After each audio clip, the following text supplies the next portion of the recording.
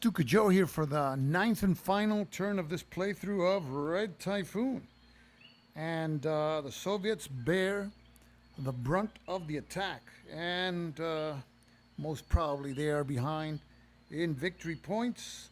The cities in black earn the Germans victory points if they control them. Those in red earn victory points for the Soviets. We see here in the sector of the WL front, Spasdemensk is 3 hexes away from the Soviet line, but the Soviets don't have enough strength there to take that city in this turn. Different story here in Yuhknov. That would yield the Germans 1 victory point if they hold that city. So the Soviets may be able to push back those 2 German infantry divisions.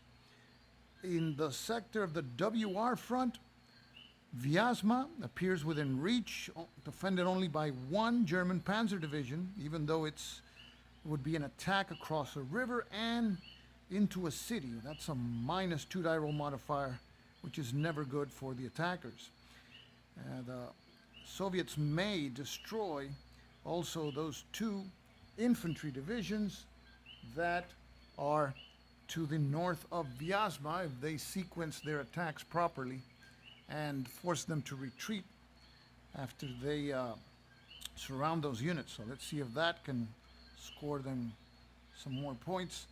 Sychevka is in Soviet hands. Bely is too far away for the Soviets to take this turn. Nelidovo is not attackable during this turn, so Soviets will not be able to take that city in this turn. And looking at the sector of the northwest front, the victory point city of Kolm is beyond their reach. So there's not a lot of victory point cities close to the Soviet line. So probably the best they can do this turn is deprive the Germans of maybe 2-3 victory points. And maybe they can earn a victory point by destroying German units. They need 4 more German units to be destroyed to earn another victory point. So let's begin.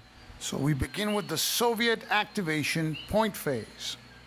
And the Soviets receive 6 activation points. None were left from the previous turn. So 6 is all they have to win this game.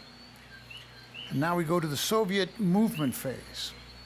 This time we will begin with the sector of the WR front because Vyazma is a reachable target, and the destruction of those 3 German infantry divisions to the north of Vyazma is also a real possibility.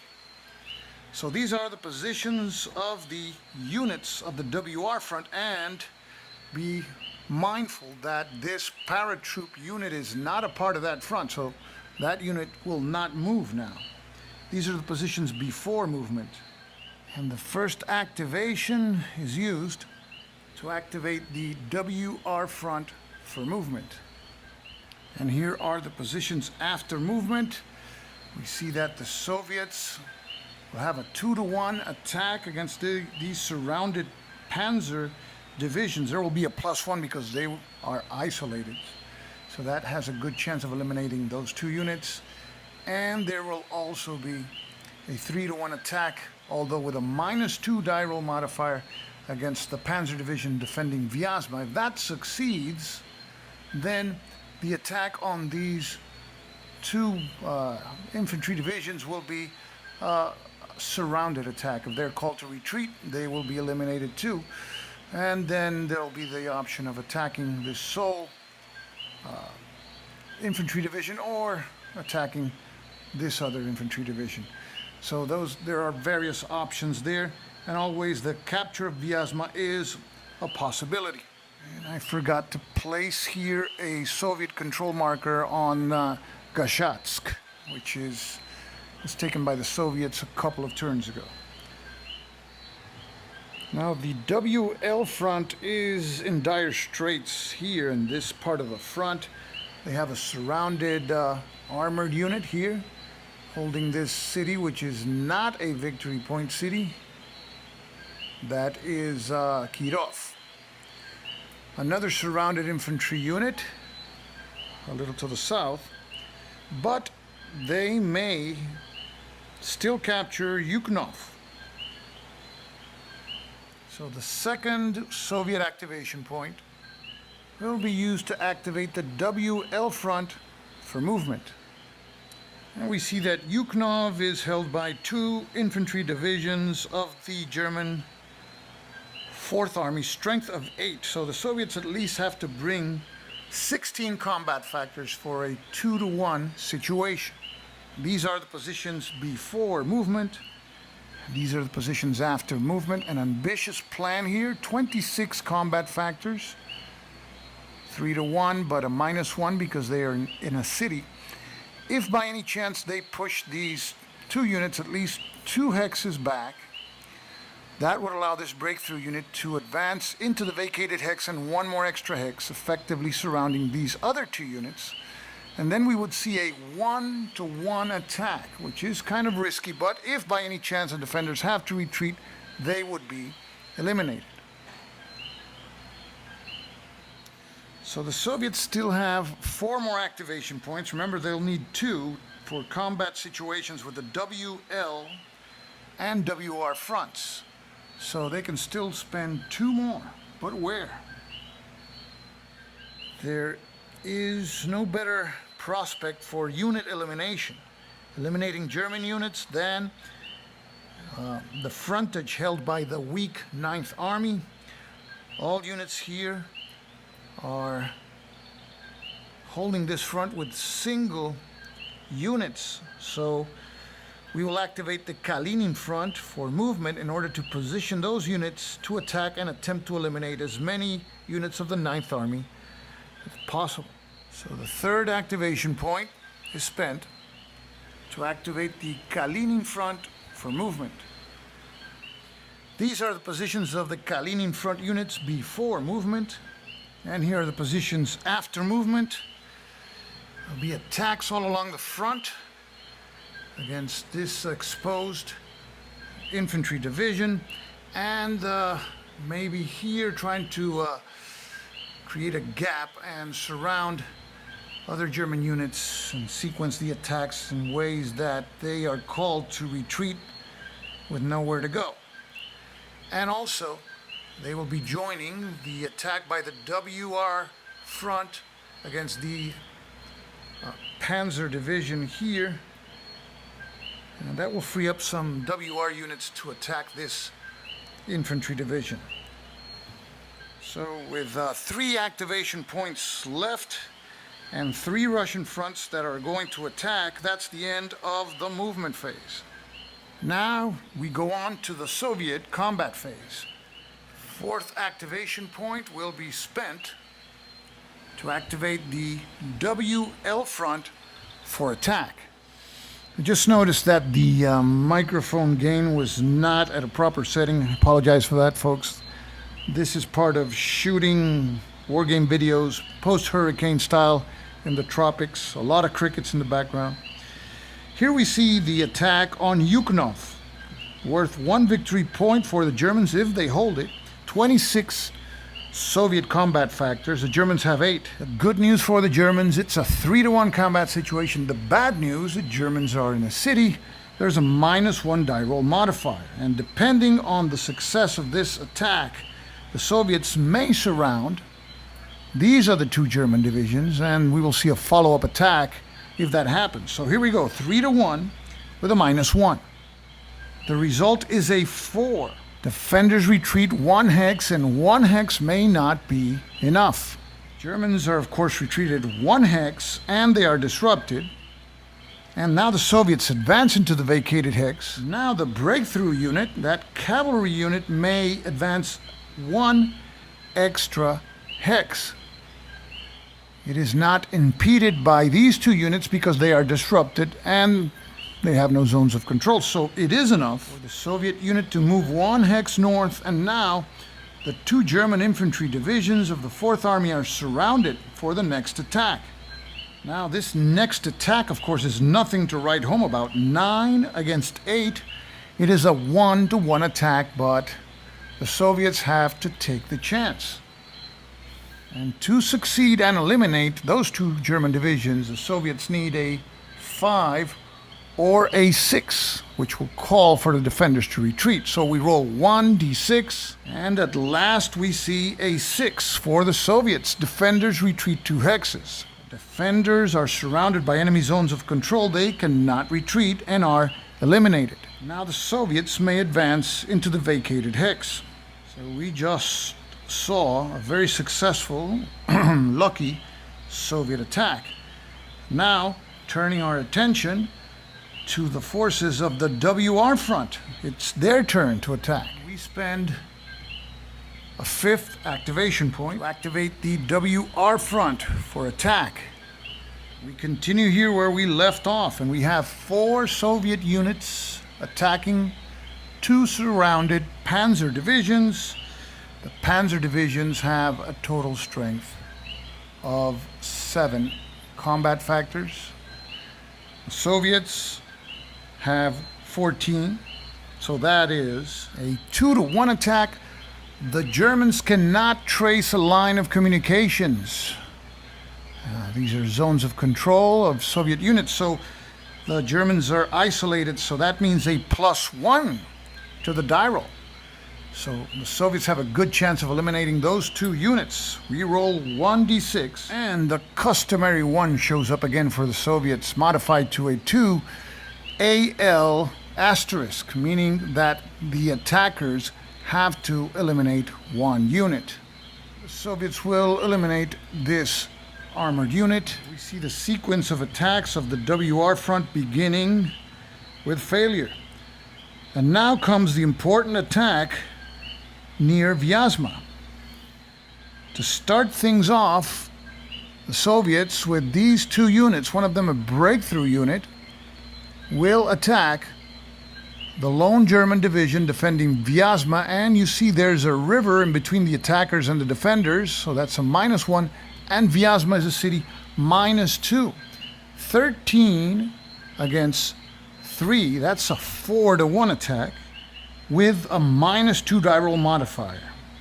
So the Soviets need to roll pretty high to obtain a retreat result, which will give them the city. So we roll 1d6, and the Soviets roll a 5, which is modified to a 3. The defenders retreat 2 hexes. So the 6th Panzer Division is retreated 2 hexes by the Soviets and is disrupted. The Soviets can now occupy the vacated city of Vyazma. So the breakthrough unit advances into Vyazma, but because Vyazma is in the zone of control of more German units, it may not advance any further. However, Vyazma has fallen to the Soviets, and these 2 German divisions are now surrounded and ready for the next attack. Let's take a closer look here. There's 4 Soviet units here and here. 20 combat factors against 6 German combat factors.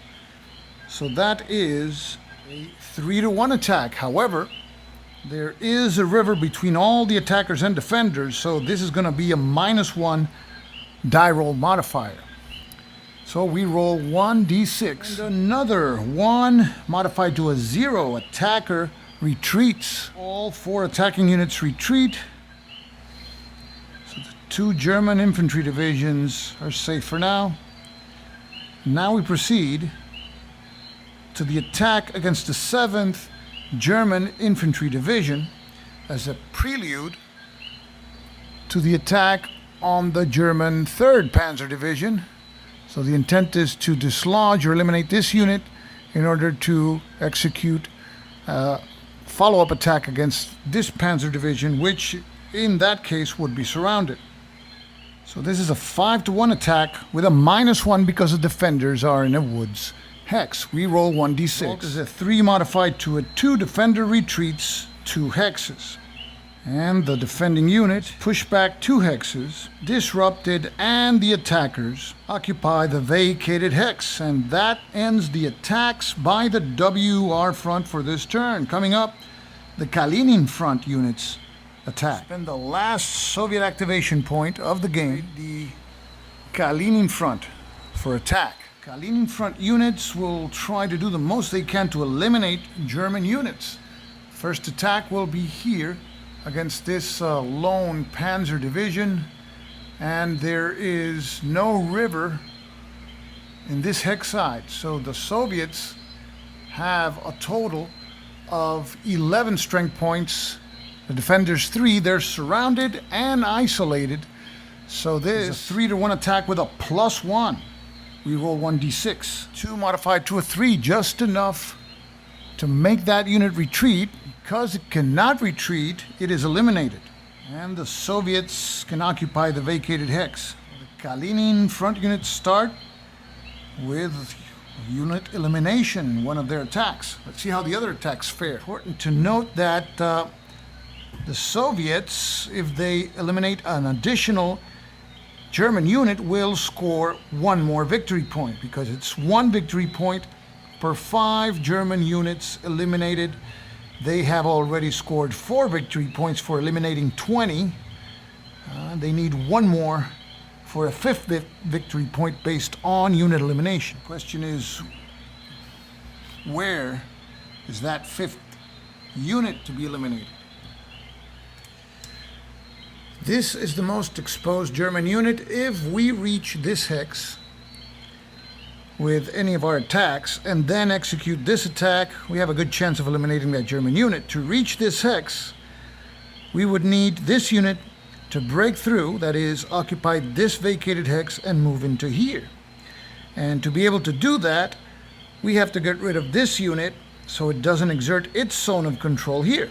So by necessity, the Soviets have to attack this hex, and they may do so, but they don't have a lot of strong forces here. If they attack with these 2, it's just 2-to-1 with a -1 because of the forest.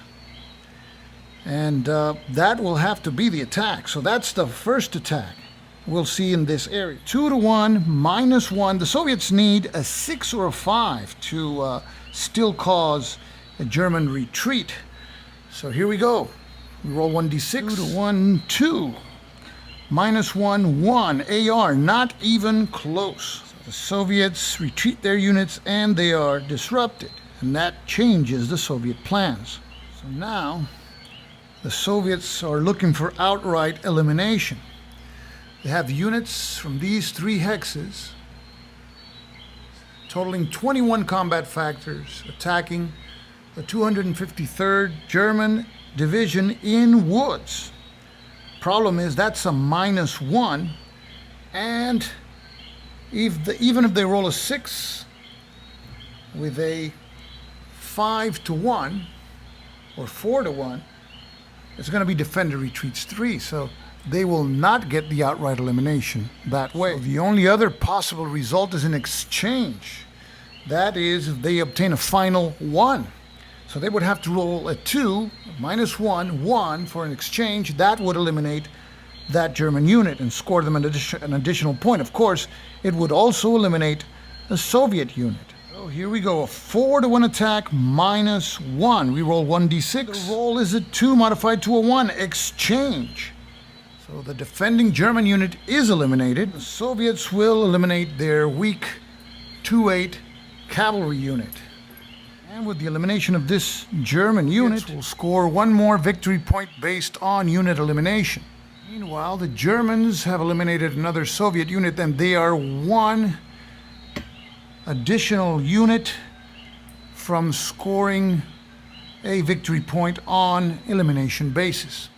There appears to be not much more the Soviets can do. The Kalinin Front units could execute an attack here against this German unit, 4 combat strength points.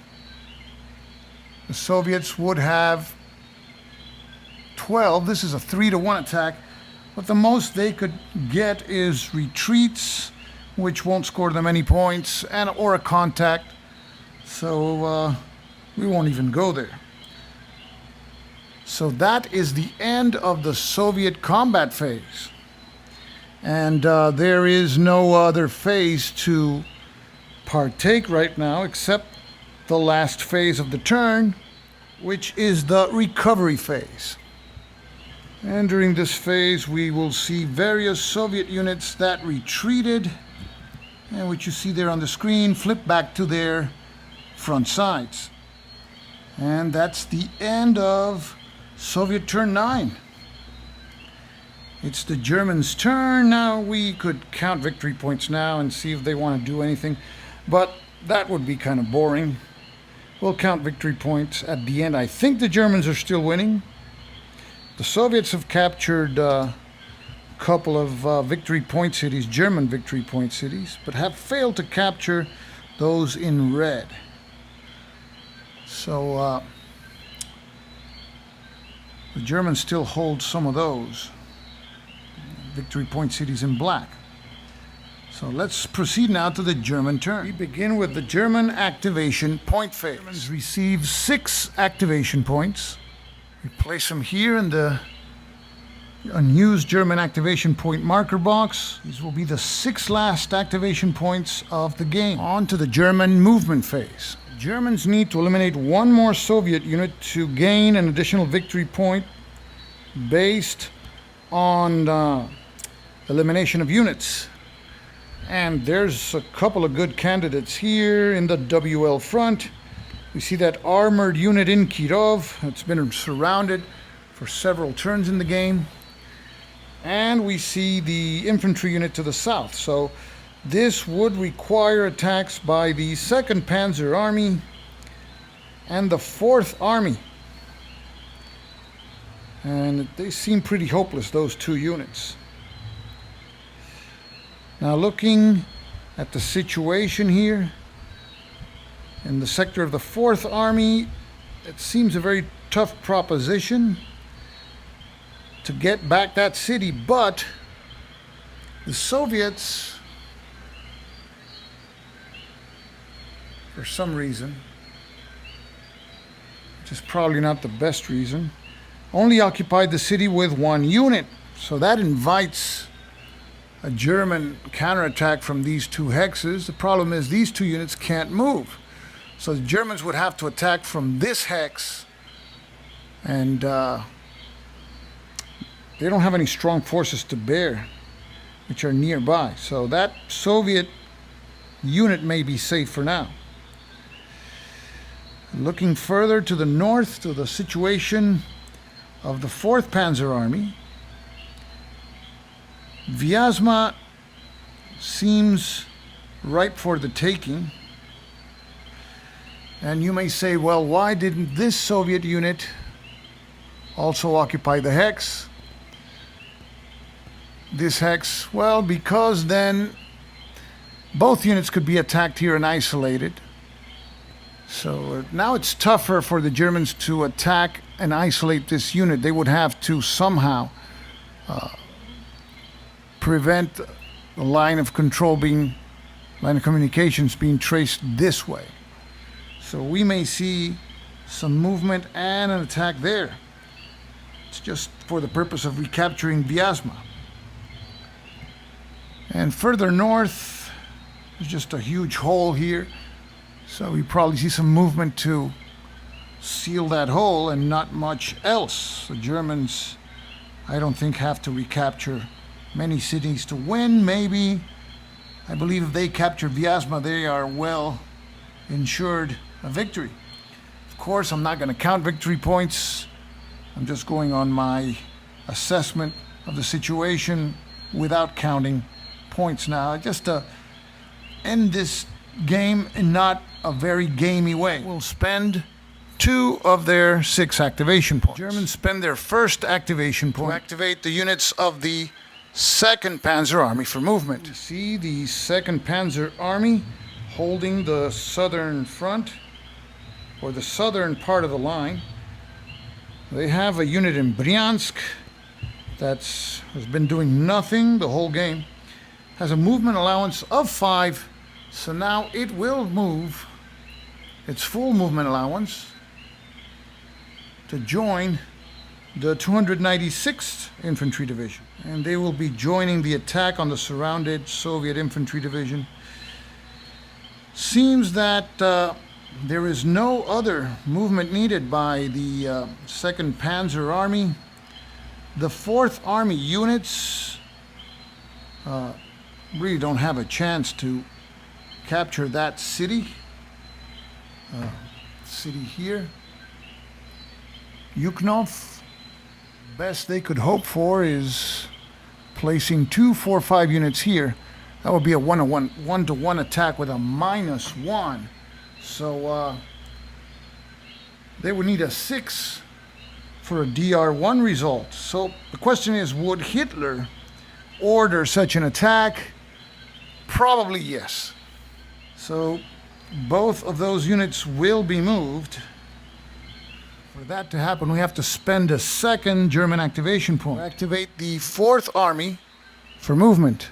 So far, that's a 1-to-1 attack. However, this 3-5 unit can also make it. Remember, the Germans stack 3 high. Now it's a 2-to-1 attack with a -1 die roll modifier. And these 2 German units will move into these 2 hexes. That's the end of the movement for the 4th Army. Now it's the 4th Panzer Army's turn, and they want to recapture Vyazma. The Germans spend their 4th activation point to activate the 4th Panzer Army for movement. See, the 4th Panzer Army has these units surrounded. They cannot move, so they are stuck. And of course, this disrupted unit may not move, so the Germans can only move these units and these other 2 Panzer units. Here are the positions after movement. These 2 Panzer units spread out to cover this sector of the front. Of course, a more gamey play would have been to have them join this last-ditch attack and create that huge hole there, but we won't do that. So that's the movement of the 4th Panzer Army. They have a pretty good chance here to eliminate that Soviet unit. See, they have a total of 12 combat factors, 15. This is a 3-to-1 with a -1. That's the end of the movement phase. Now we go to the German combat phase. Start with the attacks on the surrounded units of the WL front by the 2nd Panzer Army and 4th Army, because one of those attacks will most probably be combined attack between the 4th Army and the 2nd Panzer Army. We will spend both activation points, 1 for each formation at this time. And the 4th and 5th German activation points. Activate the 4th Army and 2nd Panzer Army for attack. If we conduct an attack by these, from these hexes here, it would be a total of 18 against 4, 4-to-1 with a -1 because the Soviet unit is occupying a city. One way of neutralizing that -1 die roll modifier is by attacking this unit and making it retreat. We occupy this hex, and suddenly this unit is isolated. But that means we have to divert some of the forces from this attack. So what the Germans will do, they will attack from these 2 hexes. So this is a total of 14 against 6 in the hopes of making that unit retreat. There's a -1 die roll modifier because of the woods. So this is a 2-to-1 with a -1 die roll modifier. We roll 1d6. Germans roll a very healthy 6 modified to a 5. The defenders retreat 1 hex. So they're pushed back 1 hex, disrupted, and the Germans occupy the vacated hex. And now we proceed to the attack against the surrounded Soviet armored unit by these 4 German units. That is 12-to-4. That is 3-to-1, -1 because the defenders are in a city, but +1 because they are isolated. So there's a net modifier of 0. So we roll 1d6. And now the Germans roll a 1. That's contact. So all units stay where they are. So the Germans are not able to eliminate that surrounded armored unit.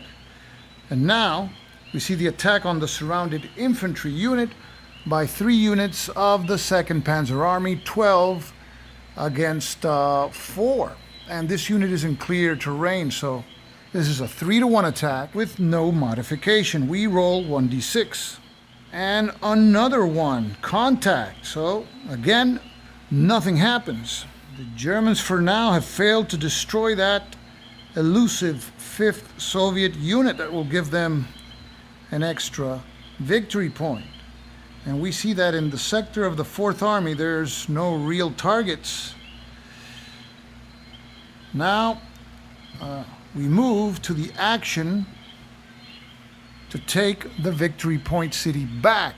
This is Yuhknov, held by this 5-5 Soviet Union unit, and the Germans have a total of 11 combat factors. That is a 2-to-1 with a -1 die roll modifier because the defenders are in a city.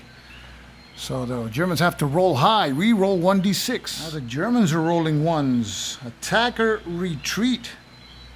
So the attack on Yuhknov fails miserably, and the Soviets will hold that city. And we see no more attacks by the German 4th Army. There is only one activation point left, and it'll be to activate the units of the 4th Panzer Army for attack. Germans use their last activation point of the game. Activate the 4th Panzer Army for attack. We will begin, of course, with the most important attack in the German turn. That is the attack on Vyazma. We have units from 3 different hexes totaling 15 combat factors against a defending Soviet armored unit with 5. This is a 3-to-1 attack with a -1 because the Soviets are in a city and they are not isolated. They can trace a line of communications this way. So it's a 3-to-1 -1. And we roll 1d6. This time it is a 6 modified to a 5. Defenders retreat 2 hexes.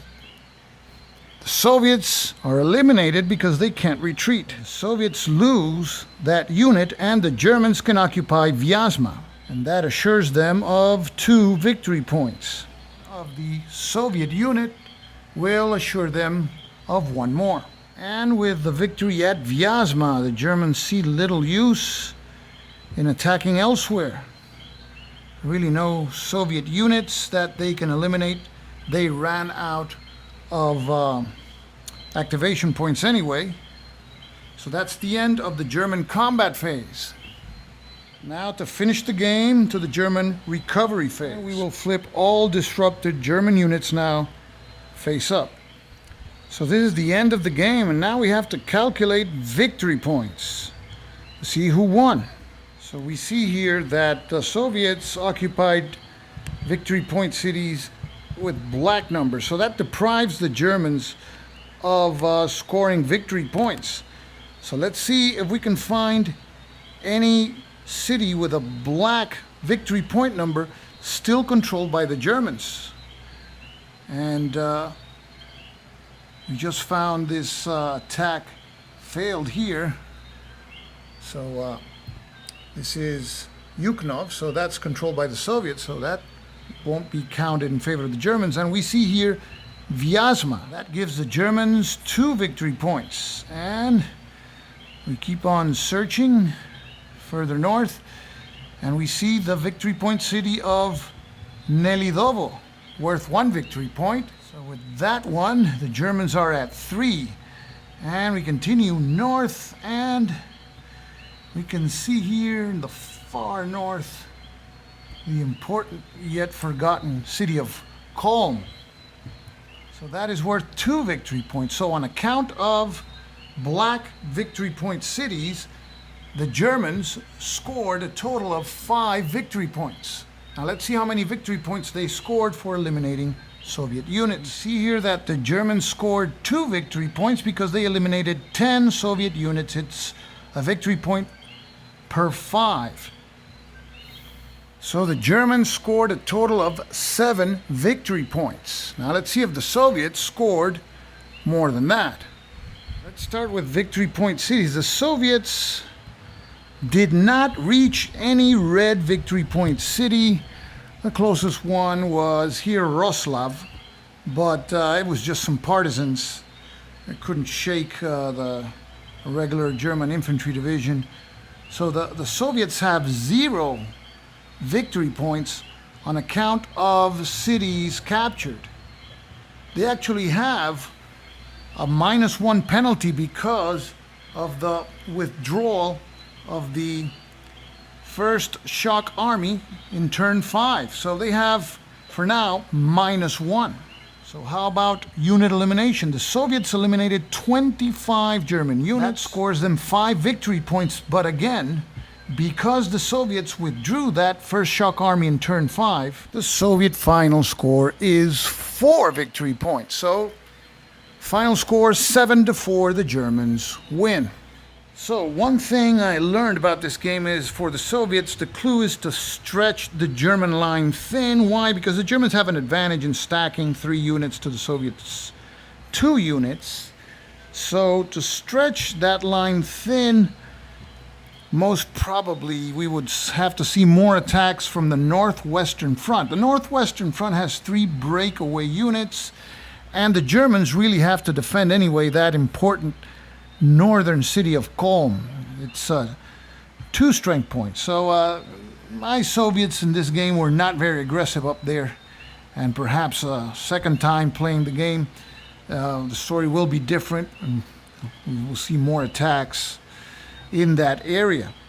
Also, a more concerted use of partisans, at least as to their initial placement, would have helped the Soviets. For example, if we're going to place a partisan unit in zone 1, instead of placing him here where he can't reach any city, well, here he could reach this city, it's a good idea to place him close in order to draw Germans early on to the partisan unit, and that will help thin the German front lines. But of course, partisans that are dealt by the Germans mean that the Germans will be spending activation points there and not on units in the front lines. So we also saw an inordinate amount of 1s rolled by the Soviets. So in a typical game, hopefully they wouldn't roll that as bad as I did. And we didn't see those big gaps through which these breakthrough units could move, but again, that is as a result of not being able to stretch that German line to the limit. The Germans, you saw they fell back gradually, and that would cause the Soviets to have to burn activation points to place their units within contact of German units in order to attack. So a viable German strategy is to give up ground, very little ground, just 1 hex maybe per turn. But the only way the Soviets are going to prevent that is they create gaps in the line, and to do that they have to stretch the line first. So this is Red Typhoon. I believe this is a game that could be taught to newcomers. It has all the basic principles of hex and counter games like zones of control, combat factors, movement factors, pretty standard combat results tables. So this would be a good introduction to wargaming. And this is it. This is the conclusion of this playthrough. I hope you've enjoyed it. I hope it's given you an idea of the flow of the game and what the game has to offer. So this is Stuka Joe signing off for now. Thanks for watching.